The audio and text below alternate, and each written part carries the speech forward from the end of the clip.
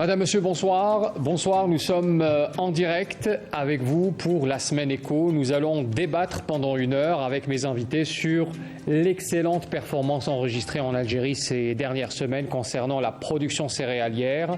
75 quintaux de blé à l'hectare, c'est un pic historique de production enregistrée à El Oued, s'il vous plaît. Région du sud algérien, le mythe du désert infertile est définitivement derrière nous.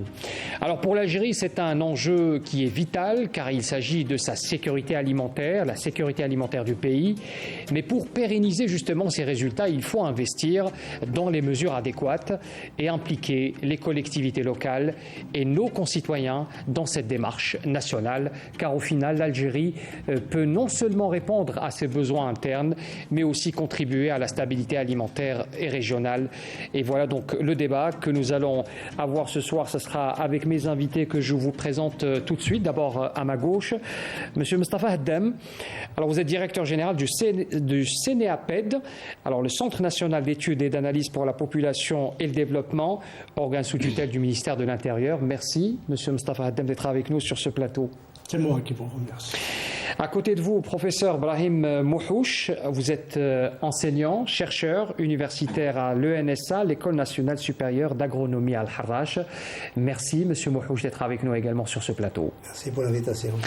Et puis notre consultant, Dr Mohamed Achir, économiste, enseignant universitaire et consultant de l'émission. Merci, Monsieur Achir, d'être également avec nous pour débattre de cette thématique ô combien importante. Merci. La campagne de moisson-battage, vous le savez, on l'a d'abord et on l'a surnommé la récolte de l'or des champs. C'est une campagne de moisson-battage qui est un moment crucial pour l'agriculture algérienne. Les champs du sud de l'Algérie ont fourni une récolte abondante de céréales, on l'a remarqué ces dernières semaines. Alors, nous parlons souvent de l'optimisation des récoltes. La réussite de la campagne moisson-battage est essentielle pour l'approvisionnement alimentaire. D'abord, la première question que j'aimerais poser à mon invité, d'abord, Monsieur Mostafa Haddam, c'est les avantages économiques. Nous sommes en face d'un résultat extraordinaire. C'est une première récolte en attendant bien sûr les résultats du nord du pays, mais d'ores et déjà nous sommes face à un résultat encourageant, si ce n'est très positif pour notre économie. Je voudrais dire d'abord que la nouvelle terminologie utilisée maintenant, c'est la souveraineté alimentaire. Il s'agit effectivement de souveraineté.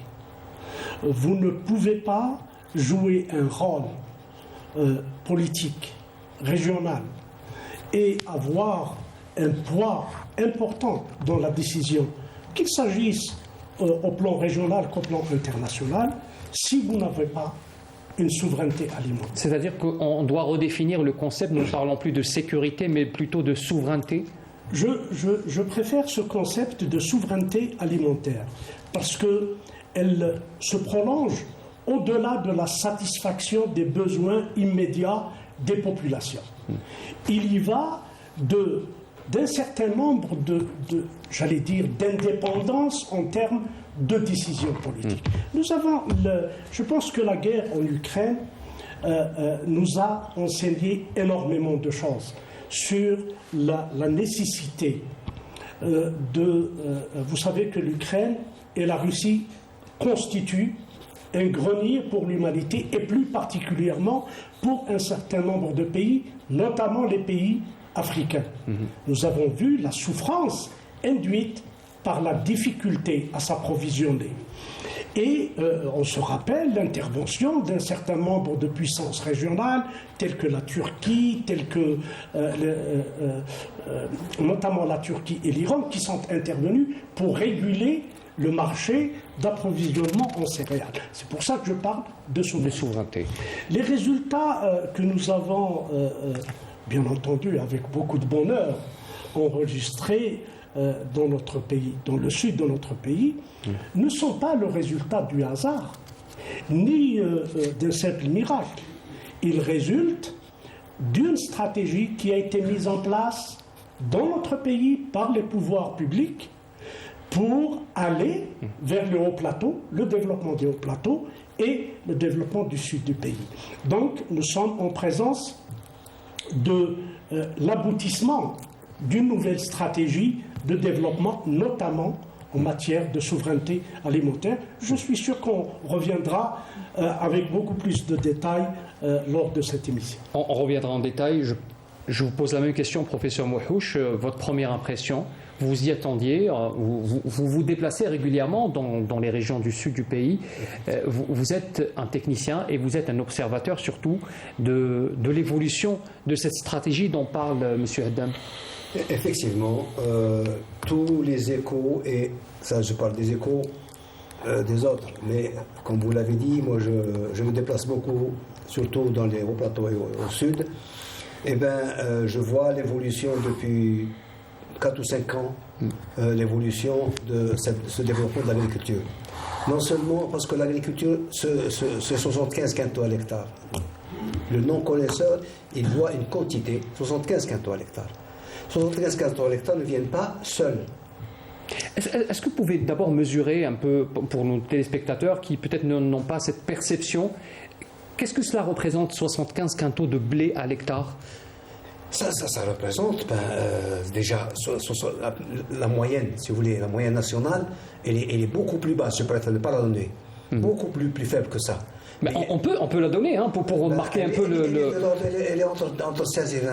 16 et 20. Donc on mesure un peu l'évolution. C'est ce que je voulais dire. Oui. Ça veut dire qu'au sud, qui était sous-estimé, ça a été dit par mon collègue, ça a été pratiquement mis à l'écart à un certain moment. Abandonné peut-être, oui. Et bien actuellement, le Sud nous démontre par beaucoup de signaux qui nous montrent que le Sud, s'il est bien géré, c'est peut-être l'avenir, et j'en suis au fond de moi-même, c'est l'avenir de l'Algérie.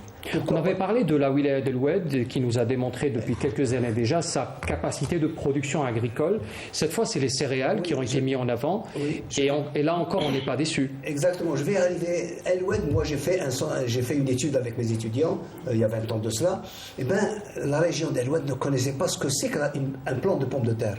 Maintenant, El Oued alimente plus de la moitié de ce que consomme le citoyen algérien. C'est un créneau incroyable. Qui est-ce qui aurait cru qu'on arriverait à ça? Et maintenant, en plus de tout ce qu'il produit comme pommes de terre, il y a aussi, il se spécialise dans certaines productions maraîchères. La tomate, dernièrement, j'ai fait une visite, disons, d'une semaine dans la région. La tomate, elle est pratiquement, si vous voulez, à un certain moment, elle est pratiquement donnée aux consommateurs. Tellement qu'il y a une production importante. Je reviens aux 75 quintaux à l'hectare. 75 quintaux à l'hectare pour l'Algérie, c'est quelque chose d'extraordinaire. Je vous dis la moyenne, elle varie de 16 à 20 quintaux à l'hectare, national. Mais 75 quintaux à l'hectare. Au sud.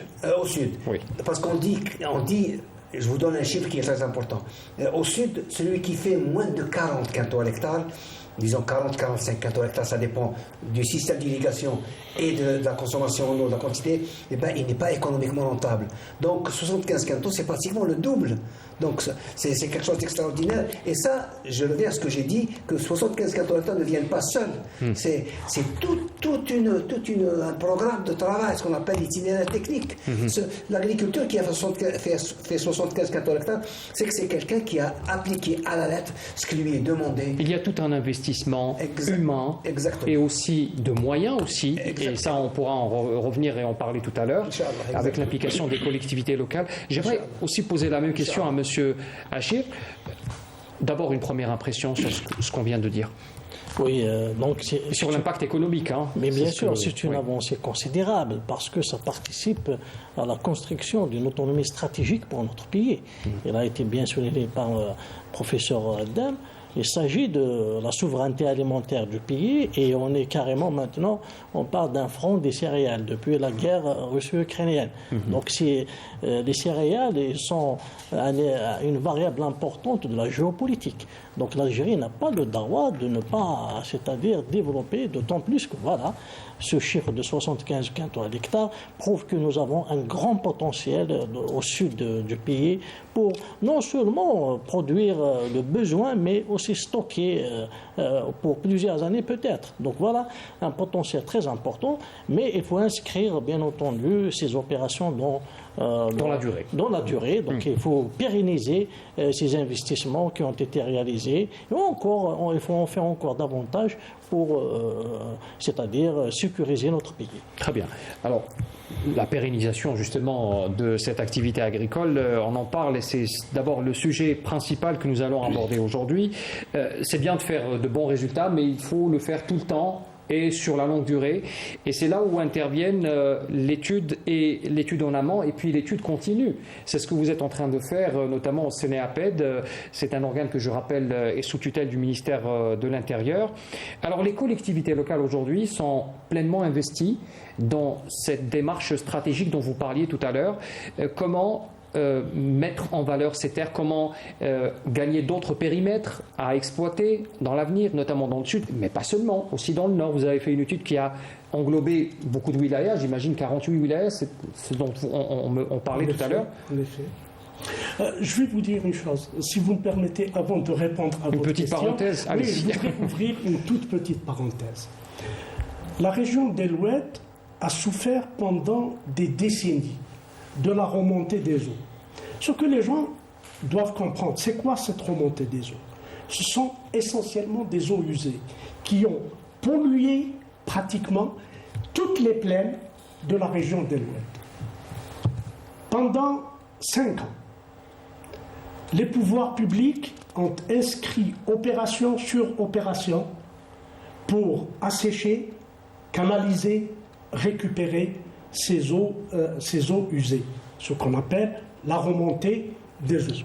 Ce qui a permis de gagner plus de 800 hectares ou un peu plus au cours d'une seule opération hydraulique de récupération de ces eaux. De drainage, vous de parlez. drainage. Oui. L'assainissement. Oui. Assainissement et drainage. Pour vous dire qu'il n'y a pas de résultat spontané. Il y a une suite de mesures, de décisions, d'abord de décisions politiques, économiques, mises en œuvre Qui se par les traduit sur le collectivités terrain, oui. et qui se traduit sur le terrain, soit à court terme, à moyen terme ou alors à long terme. Donc il n'y a pas, j'allais dire, cette réussite n'est pas une génération spontanée. Oui, exactement. C'est pas une génération spontanée, c'est le résultat d'un travail qui se fait. Et justement, on voudrait justement avoir une idée sur le travail qui est fait. D'abord Absolument. l'étude qui est Absolument. très importante car elle permet d'avoir une vision, peut-être une anticipation sur certains problèmes. Parmi les études que nous avons réalisées, je voudrais rappeler ici que nous avons un schéma national d'aménagement du territoire et que ce SNAT, schéma national d'aménagement du territoire, a une traduction au niveau local. Ce sont les PAO, les plans d'aménagement de wilaya. Plan d'aménagement de wilaya, c'est quoi? C'est une très bonne connaissance des potentialités, faire des projections sur l'avenir. Ces projections doivent prendre en considération un certain nombre de facteurs. Parmi ces facteurs, les spécificités et les richesses de ce territoire un territoire peut déborder ce qu'on appelle communément les limites administratives. C'est-à-dire que c'est une vision globale des différents territoires. Deuxième chose, une très bonne connaissance d'un territoire, de ses potentialités, de sa ressource fondamentale, c'est-à-dire la ressource humaine, de la mobilisation et, au-delà de tout cela, la volonté et la capacité et la possibilité qui est donnée aux élus locaux de prendre des initiatives.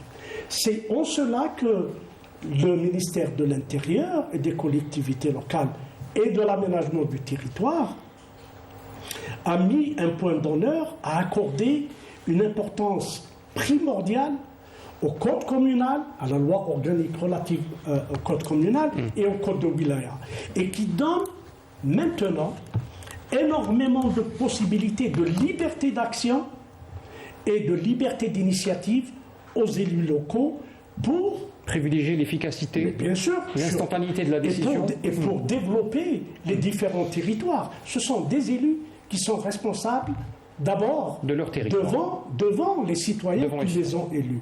Et puis, il y a l'introduction dans la Constitution et dans les deux lois organiques de la démocratie participative. La démocratie participative n'est pas un slogan. Et ce n'est pas une démarche démagogique. C'est la responsabilité. Vous savez, nous sommes Algériens. Nous sommes Algériens, on a tous des droits. On proteste tous pour avoir nos droits. Et c'est bien. Mais on a aussi des responsabilités. Dans le cadre de la démocratie participative, le citoyen est en droit d'exiger de ses élus que le territoire soit gouverné, la bonne gouvernance locale, soit gouverné selon des standards internationaux, mais il a l'obligation de participer à ces changements fondamentaux. Je voudrais clore, si vous me permettez, je voudrais clore ce point sur une remarque. Pour pérenniser, il y a des facteurs directs qui ont un impact direct sur la production agricole, et le professeur Mouhouch est mieux placé que moi pour en parler, qu'il s'agisse de la mobilisation de la ressource hydraulique, que l'introduction d'un certain nombre de technologies, ça commence par la météo jusqu'aux technologies et aux nouvelles techniques d'irrigation, mais il y a aussi d'autres facteurs exogènes, mais qui ont un impact pour pérenniser. Il s'agit, à mon sens, de 3 facteurs. Créer un écosystème économique et un environnement économique favorable à attirer l'investisseur national et les IDE, les investissements directs étrangers. C'est ce qu'on appelle la valorisation des territoires. Créer une émulsion, une compétition entre les différents territoires. Ça, c'est très important. Mais monsieur Haddam, vous êtes en train de tout donner et vous n'avez pas laissé le champ de vous poser des questions. C'est bon, Ah non, je voudrais terminer parce que la question de l'investissement représentera à elle seule une partie des questions qu'on posera tout à l'heure. Eh ben, je suis désolé de monopoliser là. Pas du tout. C'est très intéressant, mais on aimerait aussi développer les choses en profondeur avec vous, parce qu'on profite un peu de votre présence pour essayer de connaître un peu la stratégie qui est menée justement par les collectivités locales dans ce sens. Moi j'aimerais vous poser la question, professeur Mouhouch, justement sur le rôle de l'université. L'université, elle est tout le temps impliquée dans les démarches, dans la stratégie. Le président de la République a maintes fois répété que l'université doit être impliquée dans toutes les démarches et toutes les stratégies qui doivent être mises, que ce soit dans l'agriculture ou dans d'autres secteurs. Oui. Aujourd'hui, vous êtes convié régulièrement à donner votre avis, et vous avez cet avis qui est écouté, qui est appliqué sur le terrain? Effectivement, il faut reconnaître que l'Algérie mise beaucoup sur l'aspect recherche, bien qu'on peut toujours améliorer, donner mieux. Mais actuellement, les essais qui sont faits dans le domaine de l'agriculture et de l'hydraulique sont parmi les plus importantes. Moi, je l'ai toujours dit, et je le redis parce que c'est la réalité, pour l'histoire de l'Algérie, il n'y a pas beaucoup de pays qui ont investi comme l'Algérie dans le domaine de l'eau et de l'agriculture. La problématique de l'eau, justement, professeur. La problématique de l'eau en agriculture, ça veut dire que l'Algérie, il y a un contraste très important. C'est que l'Algérie est très pauvre en eau au nord et sur les hauts plateaux. Mais elle est très riche pour tout ce qui est eau souterraine, non renouvelable malheureusement, mais avec des quantités énormes dans le sud. Et depuis des milliers d'années, on a utilisé le peu de ressources qu'il y a au nord. Et les gens se sont affolés parce que l'eau se tarit. C'est normal, c'est quelque chose qu'on utilise beaucoup, se tarit. Mais, alhamdoulilah ya Rabbi, le sud algérien, c'est l'une des réserves les plus importantes, pour ne pas dire la plus importante. Donc il est de notre devoir le plus important de faire des recherches les plus approfondies, les plus adéquates et qui sont applicables à l'eau et à l'agriculture, ce qu'on appelle la sécurité alimentaire et hydrique, qui vont de pair. Parce que la sécurité alimentaire, il faut que le citoyen le sache. Sans sécurité hydrique, il n'y a pas de sécurité alimentaire. Et sans sécurité hydrique, on ne pourra jamais se développer. Il n'y a aucune économie qui peut se développer sans l'économie de l'eau. L'approvisionnement en eau et surtout l'économie de l'eau aussi. C'est exact. C'est pour ça que l'université donne beaucoup d'importance à ces axes de recherche qui vont dans le sens de l'utilisation rationnelle et raisonnée et valorisation de la ressource hydrique. Parce que vous pouvez utiliser l'eau comme vous voulez, mais la réalité veut que, normalement, il faut que ce soit une utilisation économiquement rentable. Parce qu'un mètre cube d'eau peut produire 1 kilo de pommes de terre si c'est mal géré, mais si c'est bien géré, il peut produire jusqu'à 8 kilos. Justement, je vous pose la question par rapport à l'eau. Est-ce qu'aujourd'hui, nous sommes, dans le domaine de la recherche, c'est votre domaine, nous sommes contraints de développer de nouvelles techniques, de nouvelles technologies qui nous imposent par exemple d'utiliser une céréaliculture moins gourmande en eau, peut-être plus résistante à la sécheresse, avec bien sûr des périmètres irrigués qui soient plus rentables, comme on l'avait vu aussi au niveau de l'Ouest. Effectivement, maintenant, depuis une dizaine ou une quinzaine d'années, tout devient intelligent. L'agriculture est restée un peu en retard, mais maintenant, elle reprend le dessus, je dirais, par rapport à beaucoup d'autres domaines. Et si on fait de l'agriculture intelligente, le terme intelligent, ça veut tout dire. Tout sera facilement applicable, que ce soit l'eau utilisable, les autres intrants, les engrais, les fertilisants, tout ce qu'on utilise pour l'agriculture. Il faut que ce soit utilisé d'une manière intelligente et non pas d'une manière archaïque comme ça. Ça s'est fait pendant des... Mais on y est déjà, monsieur Manouche. C'est-à-dire l'innovation, elle a fait son entrée dans le domaine. 75 hectares d'eau, il est venu. C'est ce que j'avais dit tout à l'heure, mais je n'avais pas eu le temps. C'est parce qu'il y a des agriculteurs, j'espère que tout le monde va passer à ce niveau-là, beaucoup d'agriculteurs qui respectent ce qu'on appelle l'itinéraire technique. C'est très important. Il y a des opérations, une quinzaine d'opérations qu'on doit maîtriser, faire comme il le faut, quand il le faut et avec les quantités qu'il le faut. C'est-à-dire qu'aujourd'hui, vous êtes en train de dire que nous avons une nouvelle génération de céréaliculteurs qui sont formés, qui sont respectueux justement de tous ces itinéraires et qui arrivent à ces résultats avec l'appui de la technologie aussi. Il n'y a pas de doute parce que c'est rendement, et je dirais, pas seulement, je vais sauter j'allais dire du coq à l'âne, je m'excuse du terme, mais c'est très important. L'Algérie, c'est un cas particulier. En 2006, on ne savait pas ce que c'est que la désalinisation. L'eau désalinisée. Et bien maintenant, nos usines sont étudiées, réalisées, suivies et produisent de l'eau qui est relativement avec un bon prix. C'est les Algériens qui le font. Parce que lorsqu'on veut faire en Algérie, on fait du côté d'Adrar, du côté de Mnéa, avec l'eau c'est de l'eau excellente, je dirais excellente. Et on peut produire tout ce que l'on veut. La pastèque que l'on mange actuellement toute l'année, d'où ça vient? Ça vient de ces contrées-là. Il y a 10 ans, on importait cette pastèque de Tunisie. C'est très bien, c'est nos frères.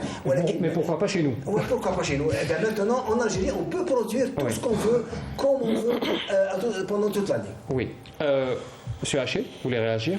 Oui, donc il y a quand même une approche multisectorielle aussi et intersectorielle. D'abord, cet effort qui a été fait au niveau des céréales prouve qu'il y a un intérêt particulier pour la productivité. Donc même à l'échelle micro, il y a des efforts qui ont été faits de la part des opérateurs. Donc arriver à 75 quintaux d'hectares, cela veut dire que l'itinéraire technique est maîtrisé, mais aussi il y a toute une planification qui est maîtrisée et on passe même à une agriculture davantage professionnelle et avec des entreprises professionnelles. Et avec aussi des grandes surfaces, parce que c'est très important. Quand on a des grandes surfaces, donc on a une grande mécanisation, une technologie, une mécanisation, des ingénieurs, itinéraires techniques, donc ça donne cette productivité, et c'est au sud du pays, bien sûr, avec l'irrigation. Donc cela constitue quand même un élément très important pour le changement des méthodes appliquées dans notre agriculture et surtout pour cette agriculture stratégique. Aussi, il ne faut pas donc aussi oublier un peu l'effort des pouvoirs publics en termes sectoriels, notamment l'énergie par exemple, parce que les pouvoirs publics sont au cœur de toute stratégie aujourd'hui. Oui. Effectivement, parce que la question agricole n'est pas une question à séparer des autres secteurs, donc il est intersectoriel aussi. Donc fournir de l'énergie. On parle aussi du transport avec effectivement aménager des routes, donc la question d'aménagement de territoire, créer une vie dans des territoires aussi. Donc il ne suffit pas d'avoir aussi des superficies à perte de vue et laisser aussi ces territoires sans vie. Donc il y a même ce besoin de créer toute une vie dans ces territoires, donc il y a une attractivité aussi pour stabiliser la main-d'œuvre dans ces territoires. Donc il y a aussi maintenant une approche qui est un peu visible dans notre agriculture, c'est cette intégration. Donc il est très intéressant d'aller vers cette intégration de l'agriculture, c'est-à-dire une agriculture qui se développe d'abord avec une production nationale. On a vu même une entreprise publique qui se lance dans la fabrication des pivots, par exemple, d'irrigation. On a vu maintenant les grandes surfaces agricoles cultivées accompagnées aussi de bassins d'aquaculture continentale. Donc ça crée toute une intégration d'un écosystème avec cette agriculture. Donc ça professionnalise davantage. Et c'est cette justement orientation qui est payante pour augmenter et la production et la productivité de notre agriculture, et c'est ça aussi qui va la pérenniser davantage. Très bien. Monsieur Haddad, je voudrais revenir avec vous sur un événement qui va être organisé par le ministère de l'Intérieur, des collectivités locales et de l'aménagement du territoire. Il faut préciser aussi. C'est un événement qui aura lieu le 1er juin dans la wilaya de N'Ama. Alors, l'objectif aussi, c'est d'insister et de dire qu'aujourd'hui, il faut encore s'impliquer dans l'activité agro-pastorale et réellement continuer dans cette stratégie? Oui, tout à l'heure, j'ai dit qu'il y avait plusieurs facteurs. Et j'ai laissé le soin à notre ami, le professeur Mouhouch, de parler des facteurs, j'allais dire des intrants, des facteurs qui ont un impact direct sur l'agriculture. Mais il y a énormément d'autres aspects. La wilaya de N'Ama n'a pas été prise au hasard. Oui. La wilaya de N'Ama est une wilaya hautement représentative de ce qu'on veut faire au niveau des hauts plateaux dans notre pays.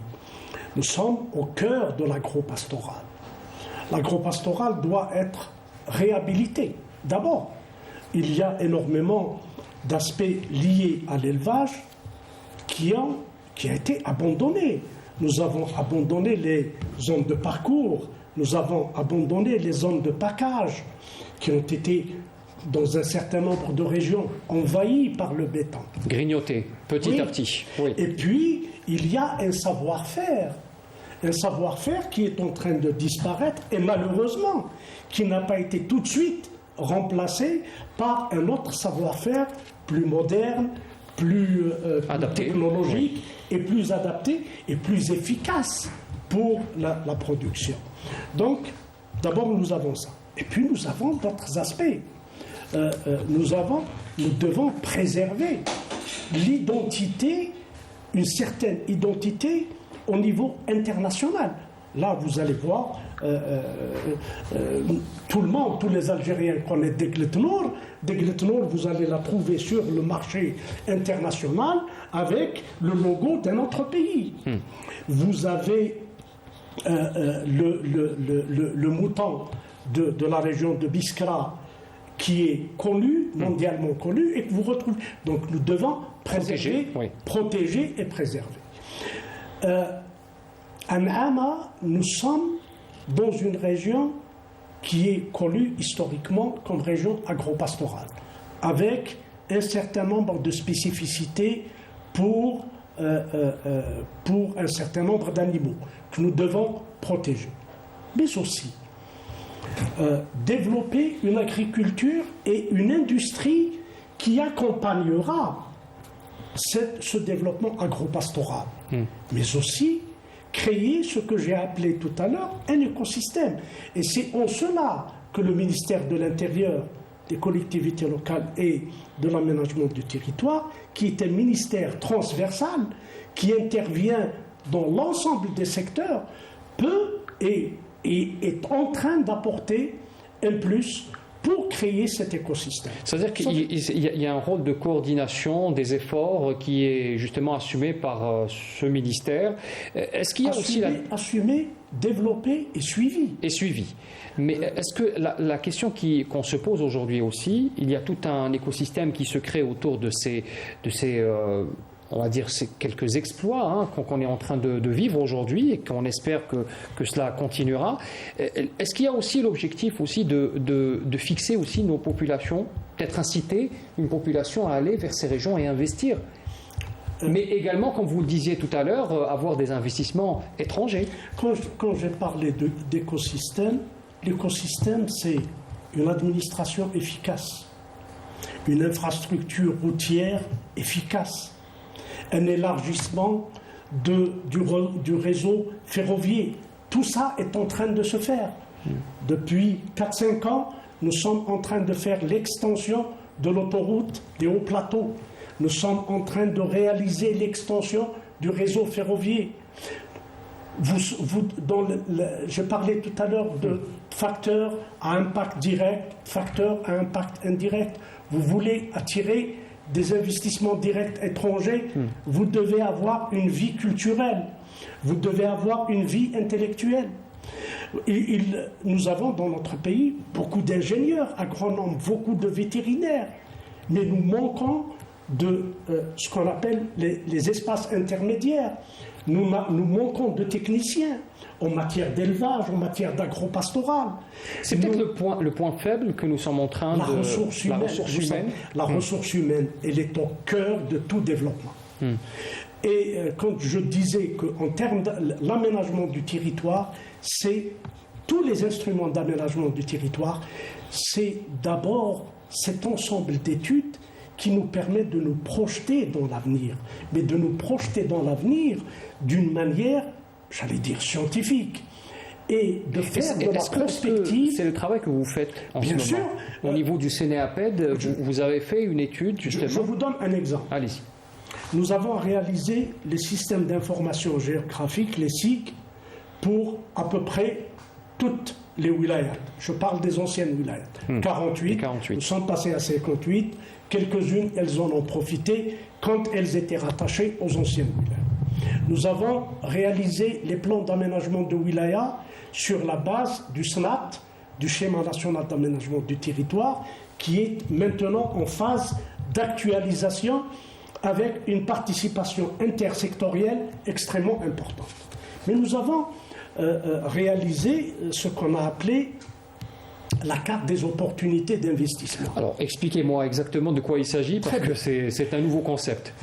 C'est quoi la carte des opportunités des investissements? Ce n'est pas uniquement la mise en exergue des potentialités et des spécificités de chaque territoire, mais c'est de créer les mécanismes pour mettre en cohérence, en cohésion, en complémentarité l'ensemble des potentialités de ce territoire, qu'il s'agisse de ressources humaines, qu'il s'agisse de potentialités de potentialités naturelles, qu'il s'agisse d'infrastructures. Pour faire une bonne planification, on parle maintenant de planification par objectif. Quand vous connaissez très bien un territoire, vous savez ce qui vous manque. Demain, en faisant une inscription, vous ciblez. Mais bien sûr que vous ciblez. Pendant longtemps, dans notre pays, nous avons, je parle des élus locaux, nous avons répondu par à-coup aux besoins des populations. Vous avez un président d'APC qui reçoit les citoyens d'Andoua, qui lui disent on a besoin d'être désenclavés, il nous faut une route, il nous faut de l'éclairage agricole, oui. Il nous faut de l'éclairage. Au moment de l'inscription des opérations, on répond par à coup à des besoins exprimés par la population, ce qui est bien. Mais si vous pouvez réaliser cette route qui va désenclaver et qui va protéger la forêt qui est à côté. Pourquoi pas? Bien sûr. Si vous avez comme objectif de, j'allais dire, relancer une activité artisanale, vous avez cette route, vous réalisez cette route, vous vous mettez, pas seulement le PAPC, la direction de l'artisanat, du tourisme et de l'artisanat, la direction de l'industrie, qui se mettront en cohérence pour faire une projection dans l'avenir et une planification avec des objectifs à atteindre. Donc, ceci dit, pour créer un écosystème, il faut d'abord des études sans complaisance, des études réalisées d'une manière conforme aux standards internationaux, mais aussi apprendre à nos élus que pour bien gouverner un territoire, il faut se référer à l'expertise. Et dans notre pays, nous avons l'expertise, nous avons des hommes et des femmes, des Algériens et des Algériennes qui peuvent apporter un plus aux décideurs politiques au niveau local, qui sont les élus et qui sont aussi le pouvoir déconcentré de l'État. J'aimerais aussi écouter, professeur Mouhouch, la ressource humaine, elle est au cœur de tout développement. Aujourd'hui, dans le domaine de l'agriculture, on en parle souvent, on fait beaucoup de plateaux ces dernières semaines sur l'agriculture et on regrette l'absence de certaines filières, certains métiers, on en parlait il y a quelques semaines, notamment les techniciens qu'on aimerait voir sur le terrain. On a beaucoup d'ingénieurs agronomes, ce qui est très bien, mais où sont-ils ces techniciens qui mettent la main à la pâte justement et qui sont le relais entre l'ingénieur et l'agriculteur? Alors, en réalité, il y a une petite confusion depuis quelques années. Le profil de formation actuellement, le technicien agronome d'agriculture qui était formé pour être, disons, pour s'occuper d'une certaine catégorie d'activités, maintenant il est confondu avec ce qu'on appelle le master. Eh ben, maintenant, les masters, ils occupent pratiquement une partie de ce qui était ce que faisait le technicien. Qui se faisait par le technicien. Parce qu'il y a 40 ans de cela, il y avait les agents techniques, il y avait les techniciens, il y avait les ingénieurs d'application et après les ingénieurs d'État. Et ça continue. Maintenant, on a un peu occulté cette notion de formation de technicien. Et pourtant, ils sont extrêmement importants. C'est une frange disons, de travailleurs. C'est un maillon qui est nécessaire. Parce qu'il y a des travaux, il y a des activités qui ne peuvent être faites, des activités qui ne peuvent être ou réalisées que par des techniciens. Parce que, si vous voulez, l'ingénieur ou bien diplômé de plus qu'ingénieur, il y a ses activités bien précises. Il y a l'agriculteur qui fait ses activités. Et il y a l'agent technique qui devient maintenant les anciens chefs de culture qui activent, eh ben, il a été occulté. Mais ça revient, mais maintenant, en connaissant le métier, actuellement, le Master 1, il chevauche directement avec la formation du technicien. Et le technicien, il a une activité très importante. Je voudrais ouvrir de guillemets. C'est qu'on sous-estime la valeur d'un cadre de l'agriculture pour l'agriculture. Je m'explique. Quelqu'un qui a 100 hectares et avec 10 ou 15 hectares irrigués, qui n'a pas de cadre, croyez-moi qu'il ne pourra jamais produire comme il faut. Il faut que le cadre agronome ou agriculteur soit impliqué. Mette la main à la pâte parce qu'il est très utile, ne serait-ce que pour lire les notices d'utilisation des intrants, de la quantité d'eau qu'on doit utiliser, la dose d'arrosage, la fréquence d'arrosage. Donc le regard de l'expert est nécessaire. Exactement. Et ce regard, il est souvent assumé par le technicien ou le niveau de technicien. Si vous me permettez, il y a l'appel à la prière pour Salat al-Isha. On revient tout de suite après pour continuer le débat.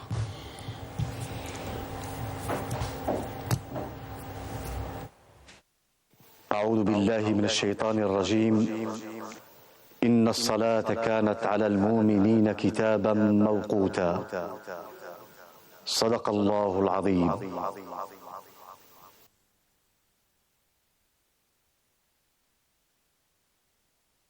الله أكبر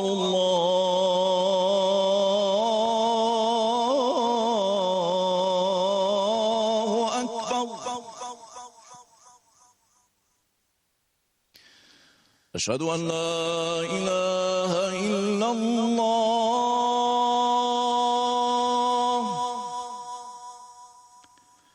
أشهد أن لا إله إلا الله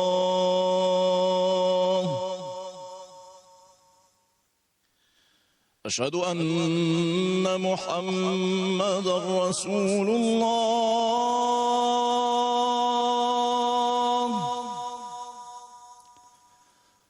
أشهد أن محمدًا رسول الله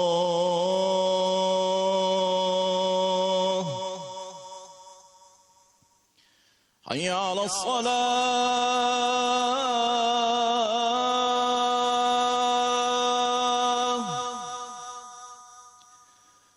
حي على الصلاة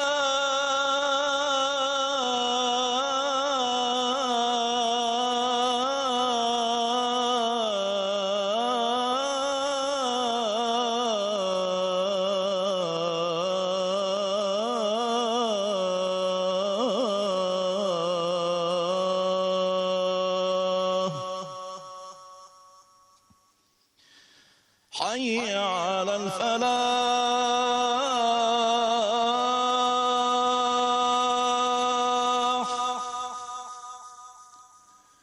حي على الفلاح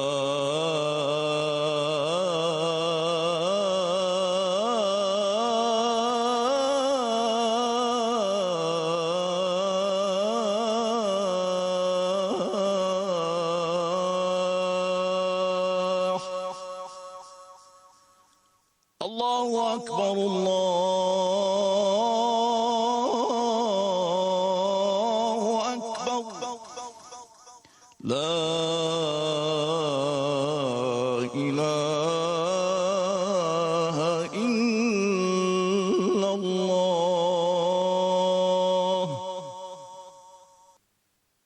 اللهم رب هذه الدعوة التامة والصلاة القائمة آت محمدا الوسيلة والفضيلة وابعثه مقاما محمودا الذي وعدته. Taqabbal salat al-jami'. Alors on continue le débat avec mes invités. Je vous pose la question à vous, Monsieur Mohamed Achir, sur justement la main-d'œuvre, l'expertise et l'implication dans le marché du travail. C'est très important aujourd'hui de redynamiser ces filières professionnelles et créer cette dynamique de travail dans certaines régions, notamment dans les hauts plateaux et le sud également. Oui, je vais emprunter deux phrases consacrées. D'abord, on dit il n'y a de force et de richesse que l'homme. Et on dit aussi il n'y a pas de territoire pauvre ou riche, mais il y a des territoires avec projet ou sans projet. Donc ces deux éléments déjà nous éclairent sur d'abord l'importance du capital humain et sa formation. La formation à tous les niveaux et pour tous les secteurs. Et puis, les territoires, il a été bien expliqué par mon ami Mustafa par rapport à ces opportunités d'investissement. Il y a des opportunités d'investissement dans tous les territoires communaux de notre pays. Avant de parler des investissements, je vous ai posé la question par rapport aux opportunités d'emploi. C'est-à-dire aujourd'hui, nous avons une population jeune qui aspire aussi à un marché de l'emploi florissant. Le domaine de l'agriculture, mais pas seulement, on parle aussi des autres activités. C'est une pépinière, une nouvelle pépinière qui permettra une émergence d'un nouveau marché de l'emploi. Justement, cette population jeune est une richesse en elle-même d'abord. C'est une richesse pour notre pays. Vous savez qu'il y a maintenant des crises démographiques dans certains pays développés. Mais en Algérie, justement, il y a une population très jeune et très bien formée. Maintenant, c'est vrai, il y a un problème toujours d'adéquation de la formation avec le besoin socio-économique, avec le besoin de l'entreprise, de l'économie, etc. Peut-être qu'on forme assez dans certaines spécialités, mais pas d'autres. Pas d'autres, comme il vient d'être souligné par rapport aux techniciens de l'agriculture, par exemple. Et puis, il y a aussi la question de la valorisation de certains métiers. Il faut revaloriser certains métiers, comme les métiers de l'agriculture. L'élevage aussi. L'élevage, oui. Nous sommes toujours dans une forme assez archaïque, assez traditionnelle concernant les métiers comme l'élevage, alors qu'aujourd'hui, ce métier est appelé à se développer Exactement. de manière... Donc il y a ça. Donc il faut mettre en valeur d'abord ce diplôme de technicien en agriculture. Comme bien sûr les métiers qu'on retrouve dans le bâtiment, par exemple, et dans plusieurs activités. Et vous savez qu'il y a des entreprises qui ne trouvent pas certains profils pour leurs besoins d'activité. Donc il y a ce besoin de formation, et il y a aussi bien sûr la question de l'attractivité territoriale. C'est vrai que maintenant, donc il y a cette politique volontariste de l'État avec le développement même des projets de chemin de fer, des routes, etc., l'aménagement des territoires au niveau du Sud. Mais il faut créer une vie dans ces territoires. Et créer une vie, et je suis tout à fait d'accord, il n'y a pas que la vie économique, il y a la vie culturelle. Il faut c'est-à-dire sédentariser ces personnes au niveau de Wilaya du Sud. Il y a un régime d'incitation, par exemple, pour les cadres, par rapport aux salaires, etc. Mais il faut créer encore d'autres régimes d'incitation pour rendre justement ces territoires attractifs. Et parce que même demain, si on a des entreprises étrangères, même des entreprises nationales qui s'installent au niveau de ces régions-là. Donc quand on a une ville dynamique, etc., cela attire forcément, des investissements. Et d'ailleurs aussi, même l'engagement des grandes entreprises dans l'agriculture, comme Coceder par exemple, Sonatrach, cela va aider davantage aussi l'agriculture. Donc vous êtes en train de parler de pivots de relance qui doivent justement être implantés. Oui, bien sûr, parce que c'est des grandes entreprises qui ont des grands moyens et qui sont professionnelles aussi. Et ça attire la main-d'œuvre. Je voudrais poser la question, on parlait tout à l'heure de l'investissement, et vous parliez justement de ce besoin d'attirer des IDE, des investissements directs étrangers. C'est déjà le cas, on a déjà un exemple avec un investissement avec le Qatar concernant la production laitière. Aujourd'hui, c'est un défi, il faut continuer, attirer d'autres investisseurs, ouvrir un peu ce domaine pour en bénéficier. Vous savez, il y a deux choses en matière de capital.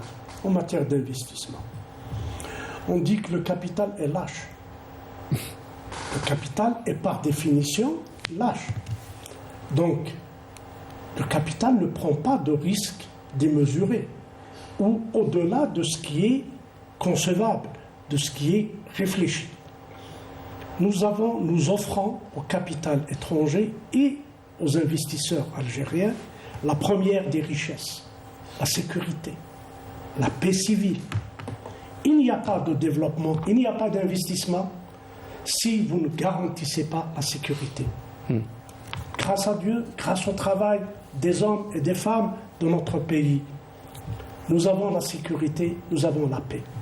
Première condition pour attirer l'investissement national et plus particulièrement les IDE, l'investissement direct étranger. Deuxième condition, lever les barrières, toutes les barrières bureaucratiques. C'est ce que vient de faire, il y a de cela une année, presque 2 ans, la loi sur les investissements. Elle a allégé les procédures, le guichet unique, créé le guichet unique, allégé les procédures. Nous avons restreint le champ de la règle 51-49. Nous avons ouvert énormément de possibilités et d'allègement fiscal et parafiscal. Très avantageux. Très avantageux pour le plateau et pour le sud. Maintenant, nous avons autre chose. Oui, il faut créer cet écosystème. Il faut créer un écosystème économique qui relève des pouvoirs publics. Mais il y a aussi la possibilité qu'on doit offrir et qu'on fait maintenant. Le président de la République, lors d'une de ses interviews avec la presse, de ses rencontres avec la presse, avait utilisé une expression extrêmement pertinente.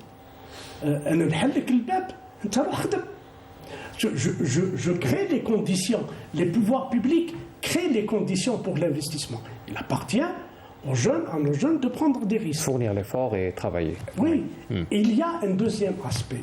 Nous avons une espèce de révolution dans le secteur bancaire dans notre pays. Ici, dans ce studio et ailleurs, j'ai eu personnellement à dire que, il y a de cela quelques années, que nos banques sont gérées d'une manière bureaucratique, que nos banques sont gérées comme des administrations. Les jeunes banquiers, les nouvelles banques, la Banque de l'Habitat, la Banque de Développement, la Banque nationale d'Algérie, la BNA, sont en train de connaître une mue extrêmement importante et qui s'ouvre aux jeunes investisseurs, aux jeunes start-up. Et les start-up, c'est aussi l'agriculture. Il y a des start-up qui peuvent intervenir dans la météo, qui peuvent intervenir dans l'étude. Parce qu'il n'est pas dit qu'un ingénieur d'application, un technicien, il n'est pas nécessaire qu'il peut devenir un prestataire de service. Vous savez, si vous avez une c'est-à-dire qu'on est en train de parler de l'innovation qui doit être promue et encouragée. C'est ce que vous êtes en train de dire par rapport aux start-up. Oui. Je vais vous donner un exemple. Vous avez des jeunes ingénieurs en mécanique et des jeunes techniciens qui s'installent dans le nord du pays. Alors, qui font bon an, mal an, arrivent à couvrir leurs charges, à payer leurs impôts et éventuellement rembourser leurs prêts. Alors qu'un ingénieur et un technicien qui répare les tracteurs et les moissonneuses-batteuses et qui part s'installer dans la périphérie de l'Agla, dans la périphérie de Ouedsouf, dans la périphérie de d'Adra ou d'ailleurs, et qui peut réparer la moissonneuse-batteuse, qui peut réparer le tracteur. C'est un homme qui deviendra riche. Maintenant, ça, c'est le besoin. C'est le besoin. Absolument. Répondre à des besoins. Et il y a des encouragements, comme je viens de le citer, des pouvoirs publics. Mais il y a des nécessités auxquelles nous devons faire face. Nous ne pouvons, notre pays ne peut plus supporter que 85% de la population vivent dans 17% du territoire. Ce n'est pas tenable. On n'a plus la métija, on n'a plus de plaine. Nous sommes obligés d'aller vers le haut plateau.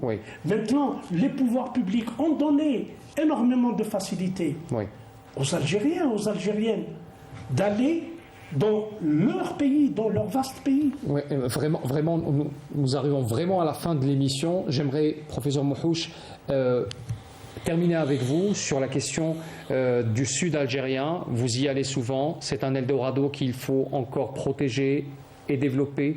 Vraiment un dernier mot, parce qu'il ne nous reste pas beaucoup de temps. Oui, je l'ai dit tout à l'heure, je suis convaincu que l'avenir de l'Algérie est en grande partie, en très grande partie, orienté vers le sud. Pourquoi? Parce que c'est un endroit qui n'a jamais été mis en valeur au niveau voulu. Tout à l'heure, il a parlé de Degret Nord.